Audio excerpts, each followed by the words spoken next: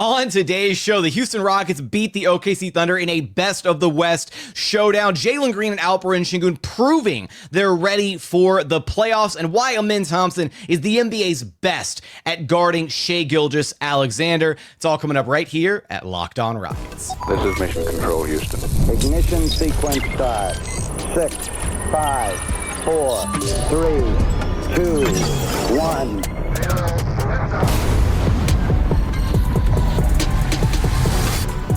What is up, and welcome to another edition of Locked On Rockets, your daily podcast home for everything Houston Rockets basketball. As always, I'm your host, Jackson Gatlin, native Houstonian and credentialed media member. I'm also the host of Locked On NBA Thursdays. Be sure to follow along wherever you listen to your podcasts or on YouTube. Just search Locked On Rockets, where the best way you can help us grow our show is to listen every single day on a podcast platform of your choosing. Like, comment, subscribe on YouTube. Also, check out our Locked On Rockets newsletter. Would sincerely appreciate all of that support. Now, today's episode is brought to you by FanDuel. Right now, new customers can get $200 in bonus bets when your first $5 bet wins. Just go to FanDuel.com to check them out. And as always, thanks so much for making Locked On Rockets part of your day every single day, whether it's on your way to work, on your lunch break, in the gym. Thank you so much for being an everydayer. Rockets getting the 125-111 win over the best team in the NBA, and you know what that means.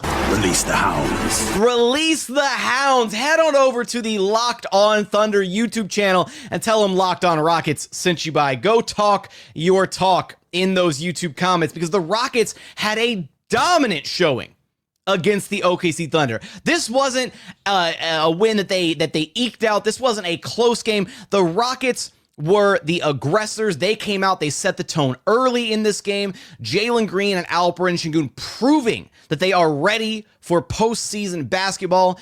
Why Amen Thompson is the NBA's best at guarding Shai Gilgeous-Alexander, the impact of the double big lineup, and so much more that we're going to get into on today's show. And I want to start with the stars, because this Rockets team will only go so far as Jalen Green and Alperen Sengun can take them.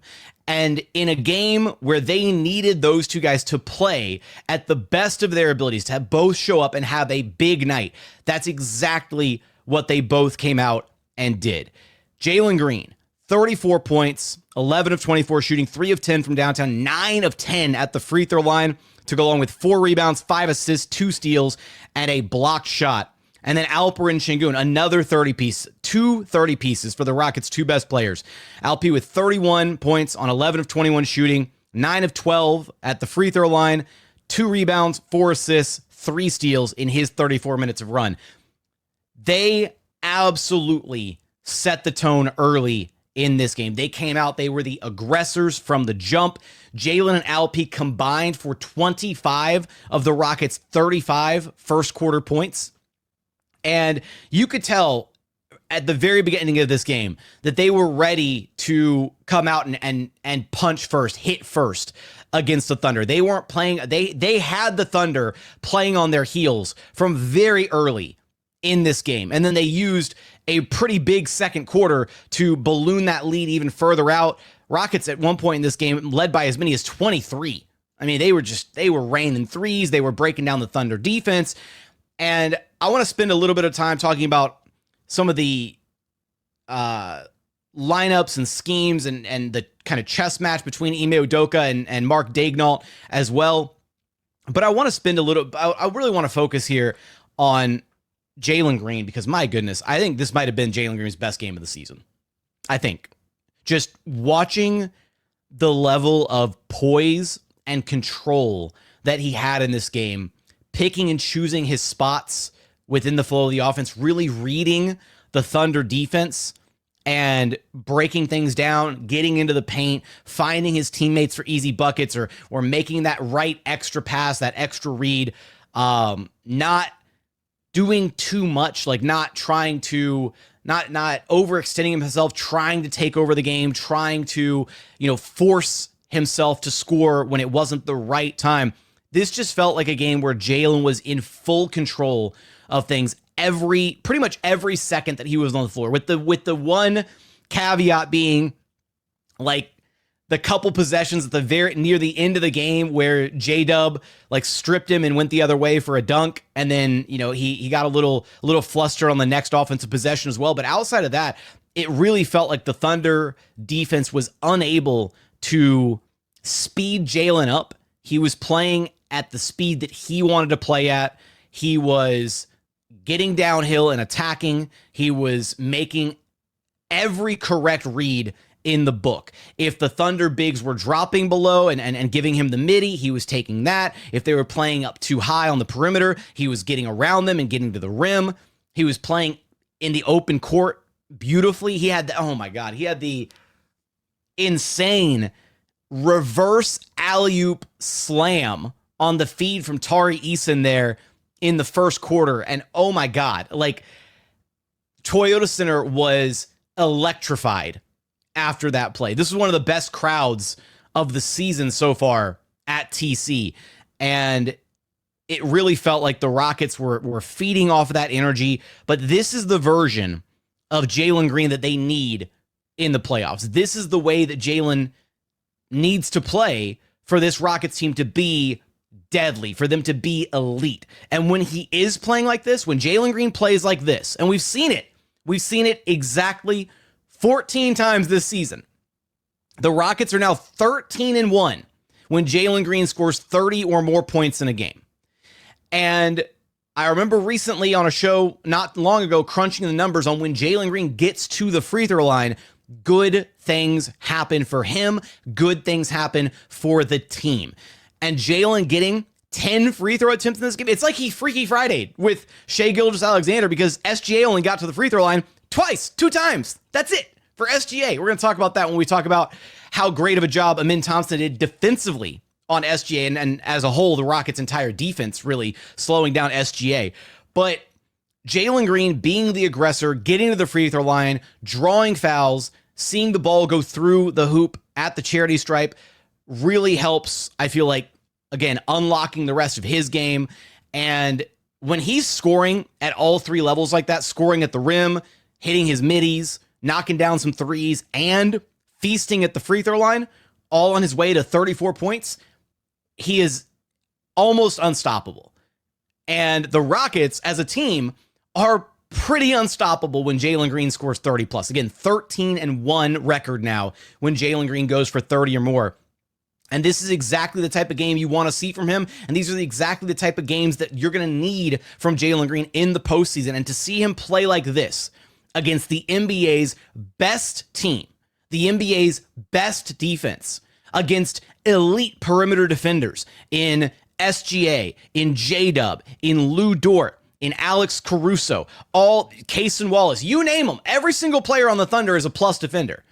And yet Jalen Green was still able to go out there and drop a 34-point evening and have complete and utter control over this game when he was on the floor. Just a masterclass performance from him in this really dominant Rockets win over the Thunder in a showdown of the best of the West. But we do have to talk about the man in the middle, Alperen Sengun, and how he was dominant on the interior. Chet Holmgren, get in the weight room, buddy. He had no answer for Alperen Sengun in this game. We also got to talk about Amen Thompson and why he is the NBA's best at slowing down Shai Gilgeous-Alexander. We're going to get there in just one moment. First, today's episode is brought to you by 5 Hour Energy. Look, daylight savings snuck up on us again, and if you're feeling that lost hour of sleep, 5 Hour Energy has your back. The extra sunshine means more time for fun, but sometimes you need a little boost to power through your day. Whether you're staying up late watching the NCAA tournament, squeezing in around a pickup after work, or just trying to keep up with your busy day, 5 Hour Energy gives you that quick, refreshing pick-me-up whenever you need it. Look, when I'm at a Rockets game, or if I'm traveling or doing, running errands, really doing whatever in my life, 5 Hour Energy is easy to grab, and it gives me the juice that I need to get through my day sometimes. So head on over to 5hourenergy.com to find over 15 flavors to choose from, including watermelon, blue raspberry, and peach mango. Watermelon's the best flavor. Get that one. You can even build your own 12-pack or 24-pack delivered right to your doorstep. If you need one now, grab a 5 Hour Energy at your local grocery or convenience store. They are everywhere. Stock up today and stay energized. Today's episode is also brought to you by Wayfair. Spring is here, and that means it's home project season. Whether you're refreshing a room or tackling a full renovation, Wayfair is the best kept secret for all things home improvement. From small updates like stylish cabinet hardware to major upgrades like new vanities, sinks, or outdoor lighting, Wayfair has quality products for every budget. Their free and fast shipping makes things so easy. There's no hauling heavy items from the store. You don't have to throw your back out trying to get it home, all that stuff. They have top brands like GE and Moen at great prices. Shopping is seamless, and you can find exactly what you need to fit your space and style. Wayfair makes home improvement easy. Get started now at wayfair.com. That's wayfair.com. Wayfair, every style, every home.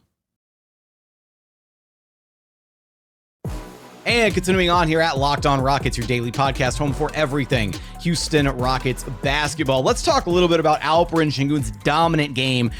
31 points. Looking like the OKC defense had zero answer for him inside. And again, that's because Sengun was the aggressor in this game. When he plays with this level of physicality and intentionality when it comes to driving, finishing, playing strong, playing through the chest of his opponent, there's very few guys that can slow him down. And Chet Holmgren stood absolutely zero chance at guarding Alp in this game. There were so many plays where Alp just straight up, just completely bodied Chet Holmgren, stuffed him in a locker, whatever you want to call it, whatever analogy you want to use. Chet does not have the size or the strength to deal with Alperen Sengun. He has the length and he has the shot blocking ability, and that's what makes him such a unique, special defender. But Alp is, in this game, he kind of solved Chet Holmgren. And I'm not saying it's going to be forever this way. Generally, the way the Rockets Thunder matchups have gone in the past is whoever has the better game between Alp and Holmgren, that's usually the team that winds up winning. And in this one, Alperen Sengun absolutely got the better of Chet Holmgren. Chet put up 20 points on 6 of 10 shooting, and all 6 of his makes were from the perimeter. But this was not a game where Chet Holmgren had the defensive impact that he usually has on a night-to-night basis for this Thunder team. And a big part of that, a big reason for that, was the Rockets being able to neutralize the size of the Thunder by deploying their own double big lineup. So again, no Dillon Brooks in this game due to the 16th technical foul that he received last game. And so he was serving his 1-game suspension for this one. So Ime Udoka elected to start Steven Adams. So the Rockets went double big to counter the double big of Chet Holmgren and Isaiah Hartenstein for the OKC Thunder. And it worked. It was fantastic. And the Rockets double big lineup, even though Sengun did not have his usual strong night on the glass, only 2 rebounds in this game, Steven Adams did so much of the dirty work on the interior. He walked away with 12 rebounds, 6 of them coming on the offensive side of things. And there were so many plays where just Steven's presence, right, is what allowed Sengun to be so effective in this game. It prevents that help defender from being able to come over. It prevents Hartenstein or Holmgren or whoever's guarding Adams, prevents that secondary big from being able to come over and be that help defender, be that weak side rotation defender to come over and really clog up the paint to try and stop Alp. Because the moment that defender does come over, guess what? Steven Adams is in prime position for an offensive putback or to get a second or get an offensive rebound and kick it out for a shooter or whatever. And so you saw the Thunder having to commit to staying home on Steven Adams to try and prevent him from getting those easy second chance opportunities. And he still got 6 offensive rebounds, but Sengun was largely able to play one-on-one most of the night.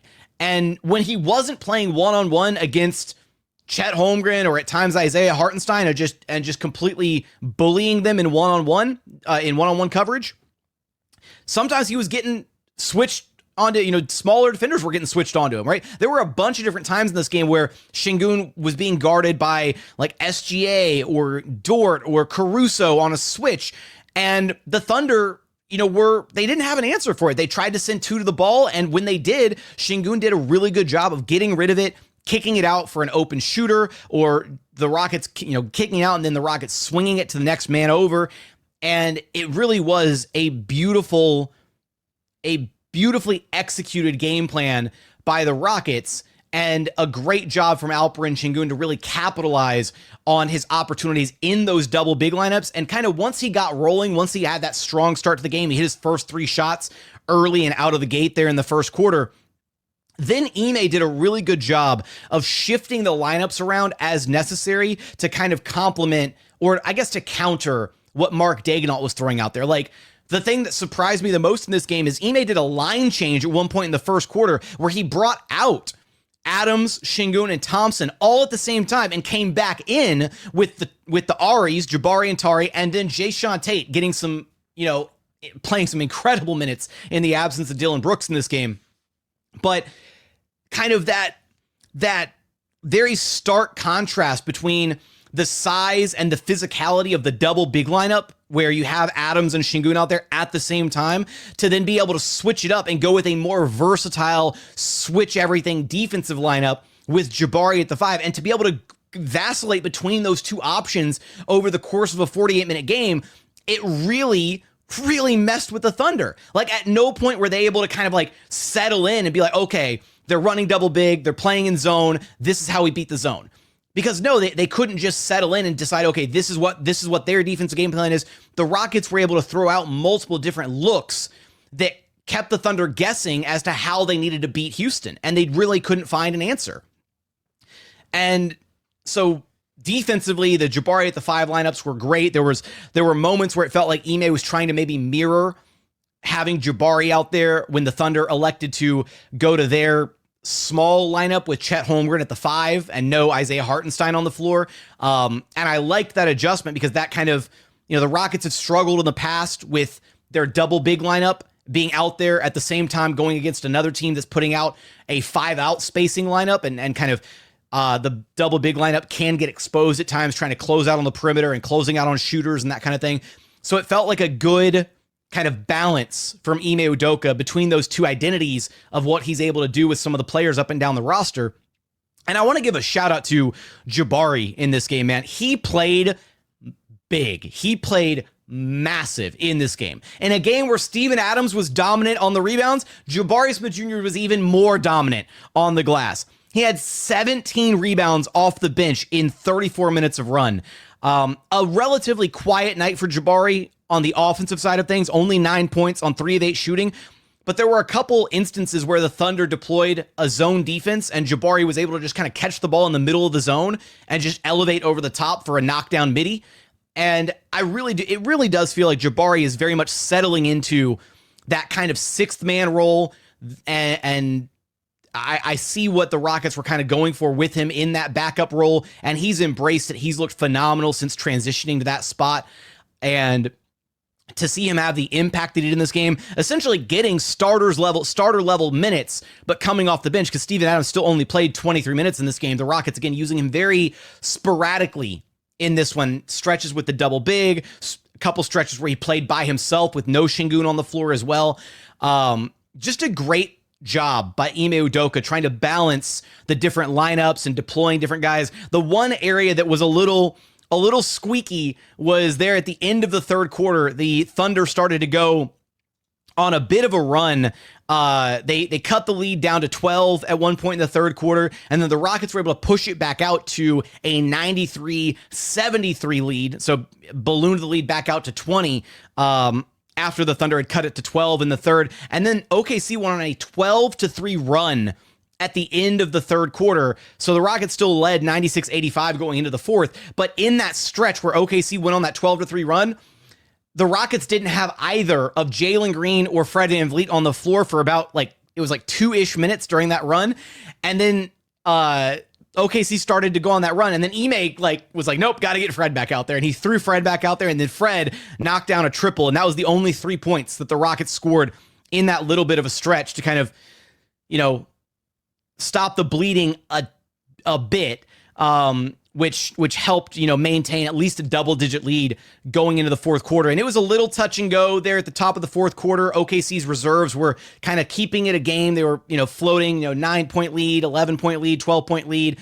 And then eventually SGA checked back into the game, and OKC didn't have enough. They weren't able to ultimately get over the hill, and Mark Daigneault wound up waving the white flag with about 2.5 minutes or so left in the game, 3 minutes maybe, putting in all his reserves and pulling all the starters. And that was the game at that point. So the Rockets were dominant in this one in large part due to the size and physicality of the double big lineups. Alperen Sengun had his way with Chet Holmgren, could not contain him at all. In fact, maybe one of the best plays of the game. I have it up there. I want to know. I think I'm going to lean. I think I lean the Tari to Jalen reverse alley-oop lob because that play was just unreal. But Sengun putting Chet Holmgren in the spin cycle and then dunking it home was literally the nail in the coffin, because that play happened. Mark Daignault called timeout, and then he pulled all the starters immediately after that bucket by Sengun.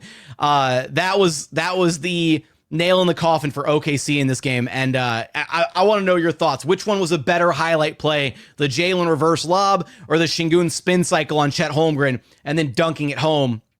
Both absolutely incredible plays. Coming up, want to talk about Amen Thompson slowing down Shai Gilgeous-Alexander, why he's the NBA's best when it comes to guarding SGA, and final thoughts from this game. We're going to get there in just one moment.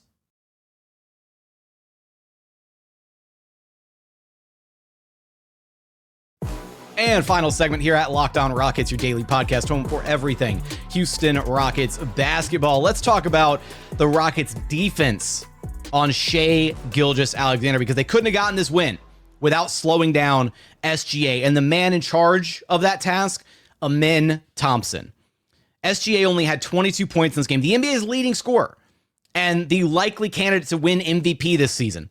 Finished with 22 points on 10 of 22 shooting, 1 of 6 from downtown. And this is the most important stat here. 1 of 2 at the free throw line. Mentioned it earlier, but limiting SGA to just 2 free throw attempts is absolutely just perfect game plan discipline. That is knowing your personnel. That is paying attention to details. That's not falling for the pump fakes and the craftiness and the spins and the jabs and everything that SGA does to get a defender off balance, to catch them leaning or contesting, biting on a pump fake, all those little things that he does that leads to him getting to the free throw line, getting those easy points and racking up, 8, 10, 12, 15 points at the free throw line. He is the NBA's new James Harden. He is the NBA's new foul merchant. And the Rockets only let him get to the free throw line 2 times. That is incredible discipline by the Rockets' entire defense, not just Amen Thompson, but the entire defense. Because it was a majority of Amen Thompson guarding SGA, but there were other moments where other players handled SGA on a switch, or moments where Amen wasn't on the floor and other guys were having to guard SGA. The Rockets as a team did a really phenomenal job of showing bodies at SGA every time he got within the paint, but they were disciplined. They didn't foul. They showed him a crowd whenever he got downhill. And Amen Thompson, though, did about as good of a job as anybody in the NBA can do guarding SGA. And I think that Amen Thompson, nobody in the NBA has the size, speed, strength, athleticism, defensive IQ, and instincts all rolled into one player that Amen Thompson has. That's what makes it. He is, period, the NBA's best perimeter defender, bar none. I know there are a lot of great NBA perimeter defenders. They absolutely are. Amen Thompson is one of one. He is the best. And he's also the best at guarding Shai Gilgeous-Alexander. He has improved every time that these guys have met. He's learning SGA's tendencies. He's getting more and more comfortable in these matchups. And it's kind of illustrated and encapsulated by that block that he had late in the game in this one, where SGA kind of got into the middle of the floor and then, took a little, kind of step back dribble to his right, tried to create that separation, went up for the jumper, and Amen Thompson just read it beautifully and waited just an extra half beat and was able to elevate and blocked SGA's shot right there in the middle. And Amen was hounding SGA all night long. Hounding. Where's my... Release the hounds. There we go. But it really was a special defensive performance from Amen Thompson. And again, having that discipline to not foul SGA, to not put him on the free throw line, that's the biggest thing, right? It was the biggest thing with James Harden years ago, is if you put James on the free throw line, you lost, right? That was the thing, is you can't put him on the free throw line. And this is to say, there were so many moments, and I really hate how the Thunder with SGA and J-Dub, like with the off-arm shoves, the little stiff arms they do offensively to create separation, that's almost like the new like Golden State Warriors moving screens, because they get away with it every possession. SGA and J-Dub constantly throw out that off-arm to create separation, to shove. There was one where SGA just completely shoved Alperen Sengun, and admittedly, Alp tried to sell the call a little bit, and he might have flopped a little bit trying to accentuate the contact, but SGA absolutely threw his arm out there to create separation on Alp. J-Dub does it a few times every game, and I just wish the refs would start to whistle that, because those guys would not create nearly as much separation without that, that little offensive foul, chicken wing, whatever you want to call it. But either way, Amen Thompson did a great job slowing down SGA in this game, and I would love to see a 7-game series of these guys just going back and forth and watching Amen Thompson and SGA, unstoppable force meets immovable object is really what it kind of feels like between those two guys.